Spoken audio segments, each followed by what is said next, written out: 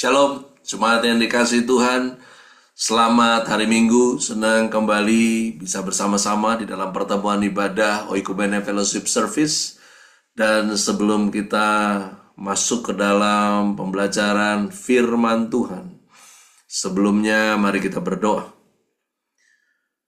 Kami bersyukur untuk penyertaan-Mu, pemeliharaanmu, perlindunganmu, karenanya hidup kami berkelimpahan akan segala yang baik daripada-Mu ya Tuhan. Saat ini kami bawa hidup kami berhadapan dengan kebenaran-Mu untuk kembali dituntun, diarahkan, dipimpin sehingga jalan yang kami jalani adalah jalan Tuhan. Dan langkah kami bisa lihat bahwa kami sedang menuju kepada apa yang Tuhan kehendaki. Demikian kami bersyukur dan kami percaya hanya Roh Kudus yang mampu menolong kami masuk dalam pengertian dan pemahaman sesuai yang Tuhan inginkan. Karena itu, kami menundukkan pikiran kami dengan percaya bahwa firman Allah adalah pribadi Allah itu sendiri dan firman Allah tidak pernah salah. Dan akhirnya ketika kami mendengarkan, karena kami percaya, kami melakukannya, hidup kami sampai pada apa yang Tuhan janjikan. Di dalam nama Yesus Kristus Tuhan kami berdoa. Amin. Kasih Bapa, sebuah pembahasan yang berpuluh-puluh tahun saya hindari untuk saya bahas. Karena di awal-awal tahun 90-an, topik ini menguak kemana-mana. Bahkan dikhotbahkan dengan berbagai sudut pandang yang banyak sekali menggunakan ayat-ayat yang paksaan. Bahkan yang parahnya adalah dibawa kepada pengertian yang keliru. Sesungguhnya bicara tentang kasih Bapa, maka tidak ada dua kata ini yang konkret kalau Anda searching di dalam Alkitab. Namun sebagaimana Allah mengasihi kita seperti seorang Bapa, itu ada.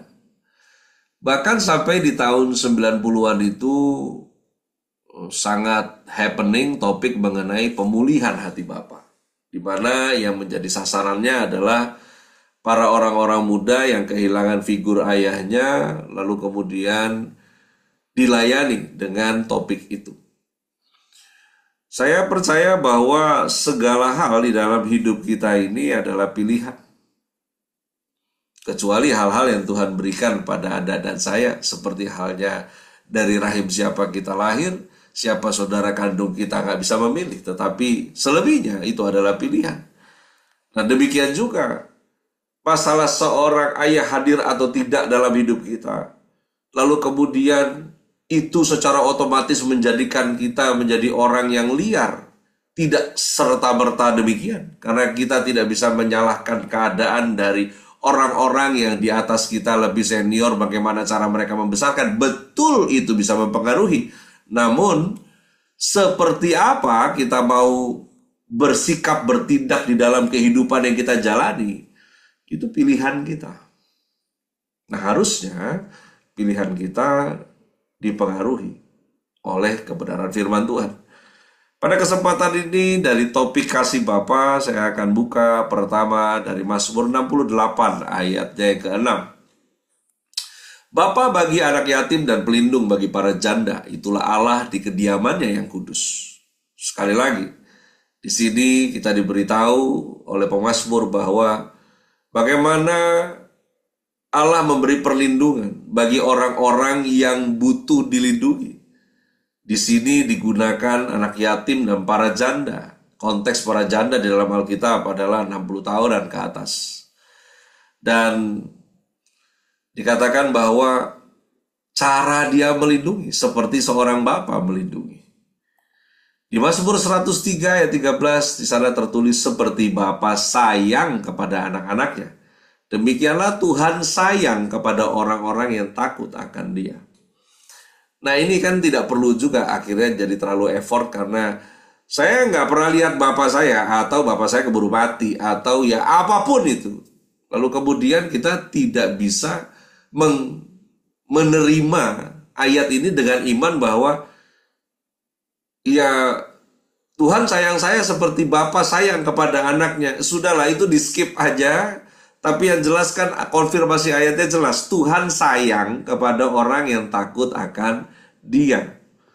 Nah, lalu kemudian dari Yohanes 1 ayat 12 sampai 13, tetapi semua orang yang menerimanya diberinya kuasa supaya menjadi anak-anak Allah.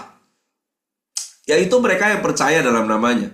Orang-orang yang diperanakkan bukan dari darah atau dari daging, bukan pula secara jasmani oleh keinginan seorang laki-laki, melainkan dari Allah.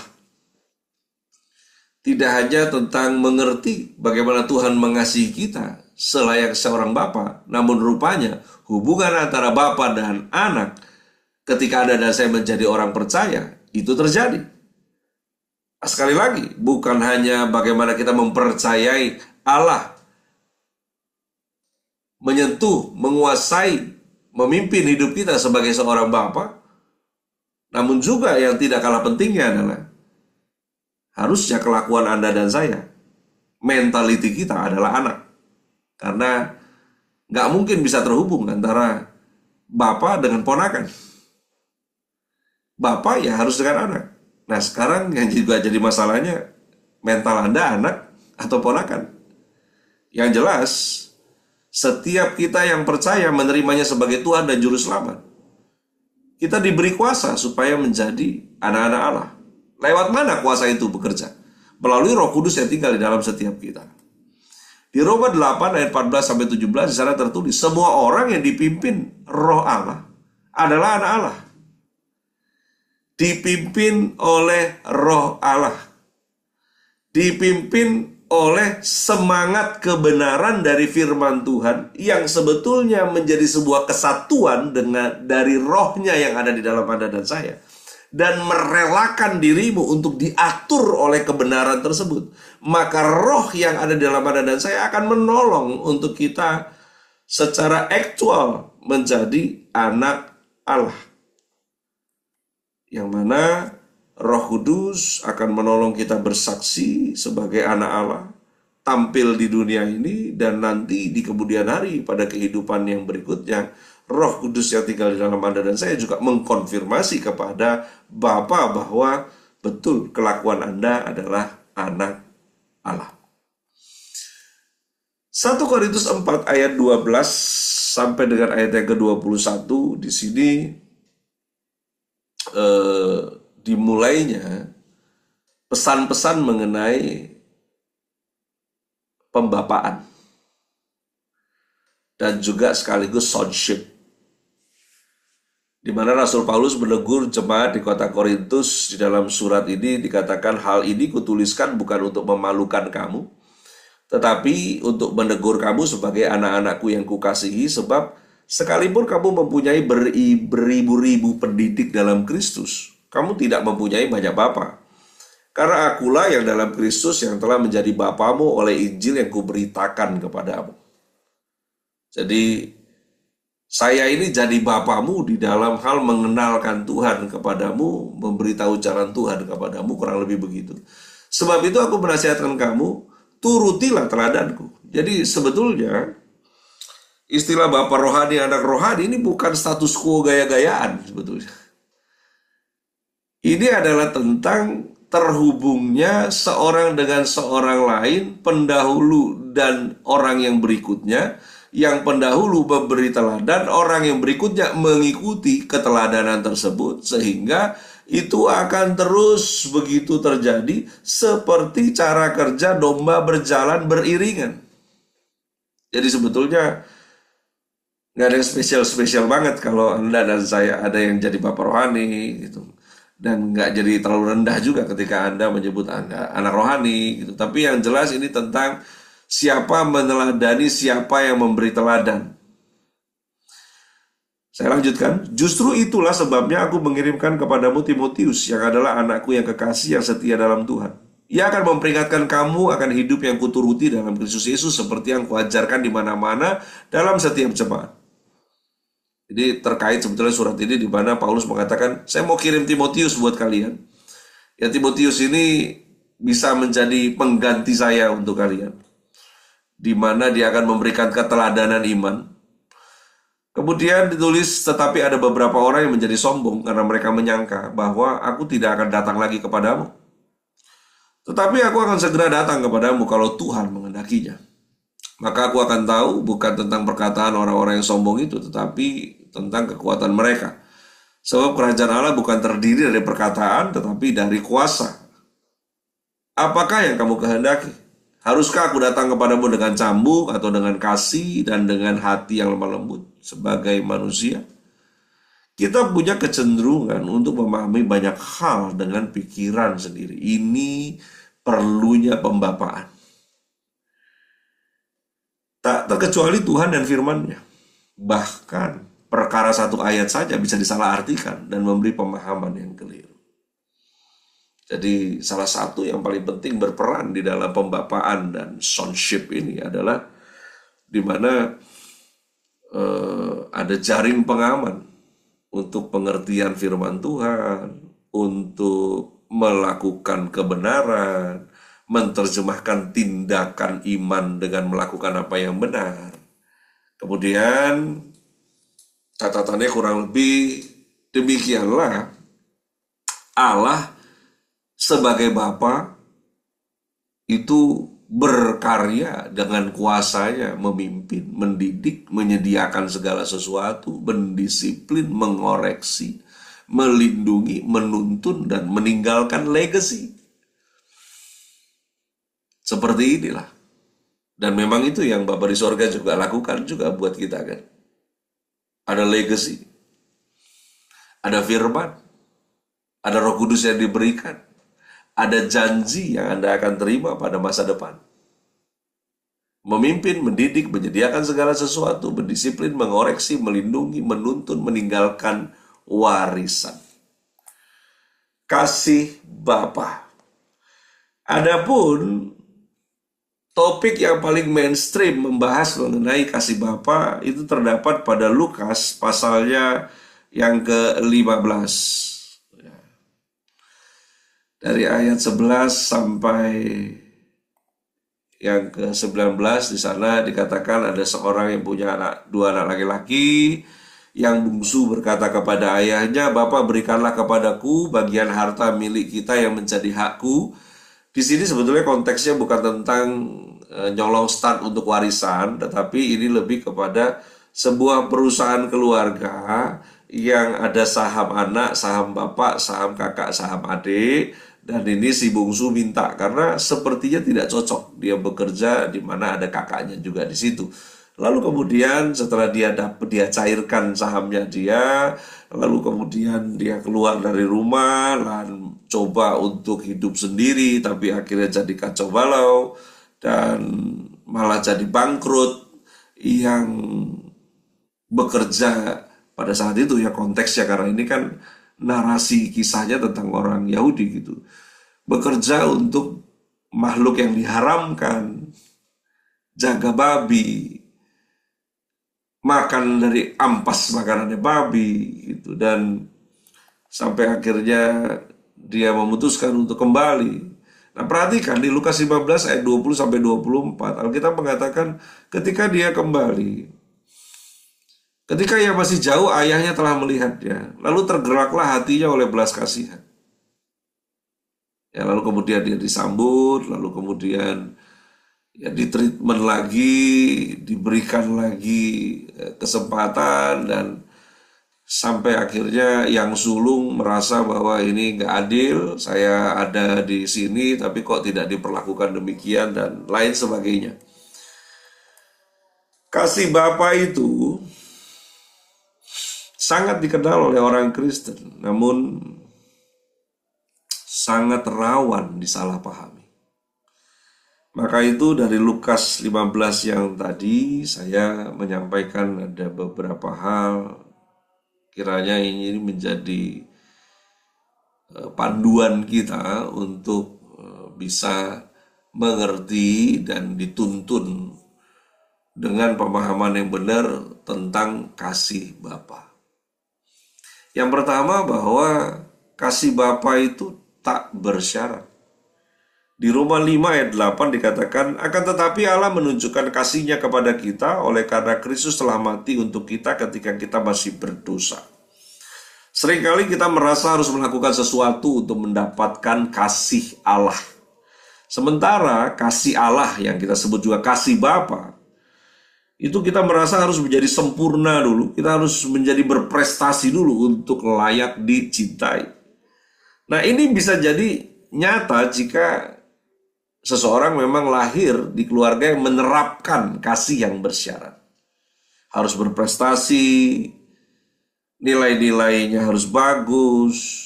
Tanpa sadar, orang seperti ini akan mensyaratkan dirinya dalam menerima kasih.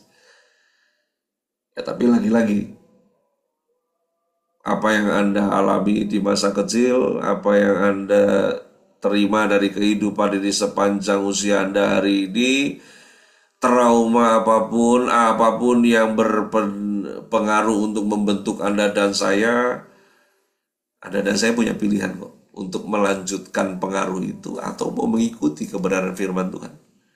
Karena kasih Bapa diberikan kepada kita memang tanpa kondisi atau prestasi kita. Ini adalah kasih yang tulus, kasih yang murni. Bahkan firman katakan, Dia mengasihi Anda bukan ketika Anda ini kudus, Dia mengasihimu ketika kau masih berdosa. Kasih Bapa tak bersyarat. Ibrani 13 ayat yang ke-8 di sana tertulis, Yesus Kristus tetap sama, baik kemarin maupun hari ini dan sampai selama-lamanya. Yesus Kristus tetap sama. Kasih Bapa itu gak berubah. Dunia yang terus berubah. Perubahan dunia bisa membuat Anda dan saya resah. Orang-orang berubah. Dulu mengasihi, sekarang menjauhi. Sahabat pergi, teman pergi. Dan kita gak temui mereka lagi. Bagi kamu yang pernah merasa ditipu, pernah ditinggalkan, pernah dikhianati, akan sangat mungkin sulit mempercayai Tuhan yang gak berubah. Tapi sekali lagi, keadaan apapun, pengalaman yang pernah menyakiti Anda dan saya punya kuasa untuk mengatakan stop kepada rasa sakit itu sendiri. Kasih Tuhan gak berubah, apalagi guncang karena apapun. Kasih yang gak pernah berubah memberi kita kekuatan, memberi kita ketenangan di dalam menghadapi tantangan hidup ini, bahkan di tengah-tengah masa yang paling sukar. Ketahuilah bahwa Tuhan masih dan terus mengasihi Anda, mengasihi kita. Yang ketiga, soal kasih Bapa. Kasih Bapa itu gak mencari, kasih Bapa itu menanti. Di Lukas 15 ayat 20 sana tertulis begini, maka bangkitlah ia pergi kepada bapaknya ketika ia masih jauh. Ayahnya telah melihatnya. Lalu tergeraklah hatinya oleh belas kasihan. Ayahnya itu berlari mendapatkan dia, lalu merangkul dan mencium dia. Ini adalah penantian. Nggak dicari juga waktu dia pergi, mana ada. Literasinya mengatakan, sang bapa tidak bisa tidur tengah malam dan dia mencari anaknya ke sana kemari, pindah kota dan dia nggak cari. Ya. Dia percaya waktu itu oke, sahamnya dicairkan, anak ini akan bangun bisnisnya bagus, dan Bapak itu menanti. Ya, Bapak menanti, bukan mencari.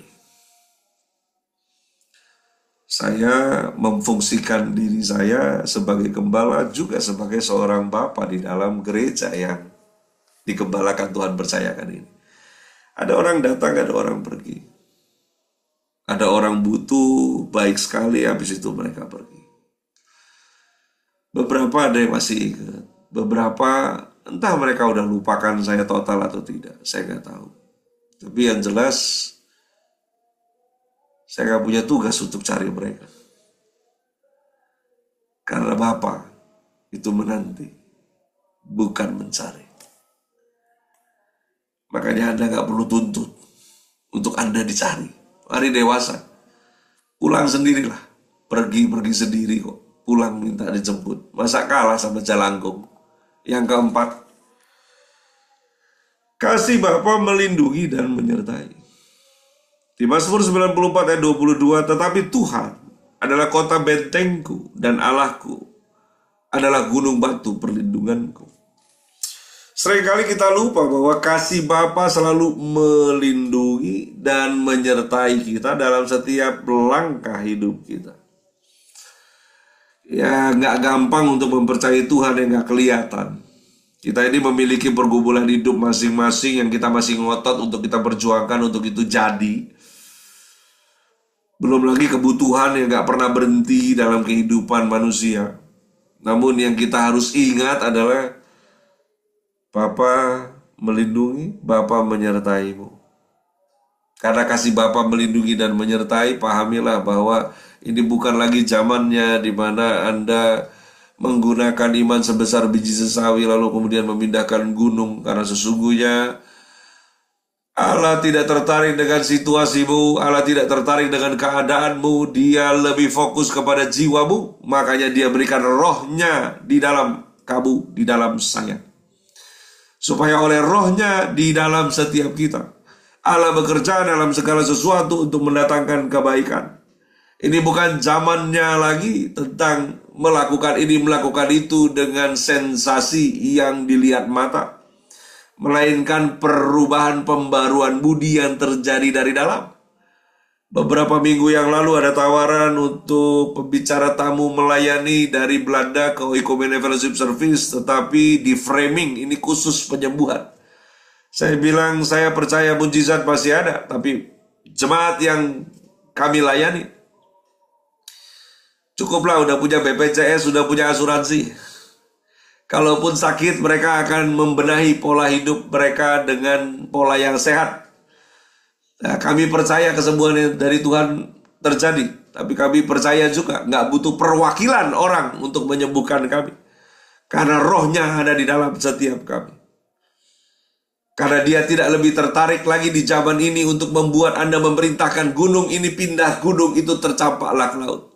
Inilah zaman di mana setiap kita yang sudah diberi roh Allah di dalam diri kita ini disertai Tuhan untuk bisa mendaki gunung, untuk bisa menghadapi masalah-masalah kita, untuk bisa menghadapi situasi-situasi yang di depan kita.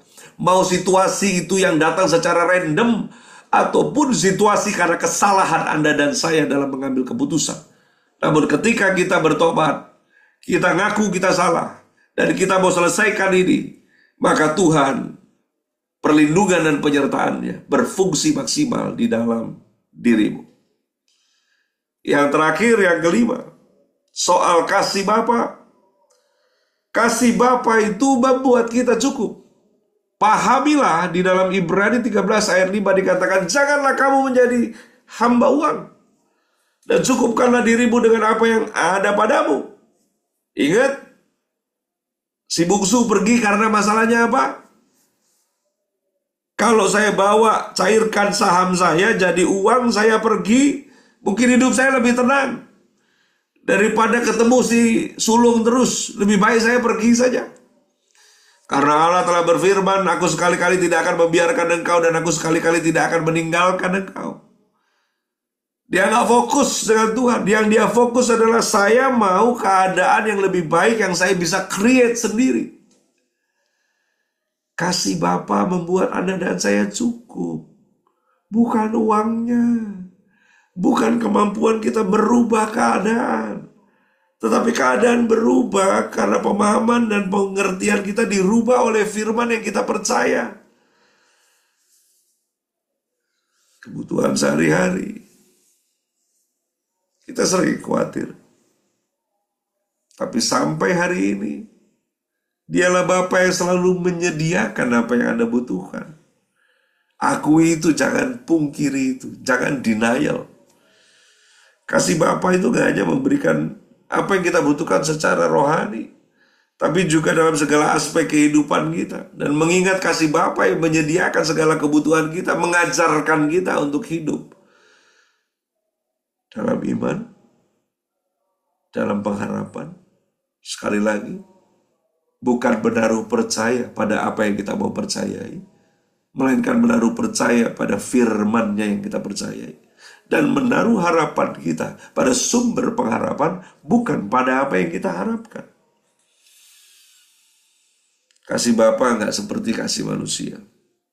Nggak berubah, nggak menghilang, nggak ghosting tanpa syarat.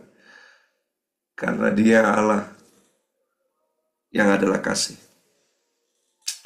Jangan biarkan khawatir dan kesibukan dunia ini bikin kita lupa betapa besar dan dalamnya kasih Tuhan kepada kita.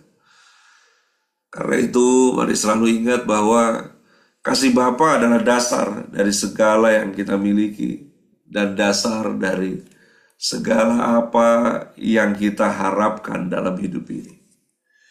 Oleh karena itu, percayalah bahwa perjalanan Anda belum sia-sia sampai kita mempercayai akan kasih Bapa dalam hidup kita. Bukan menuntut keadaan yang sudah merusak perjalanan kita sampai hari ini. Ingat, trauma pada setiap orang itu ada.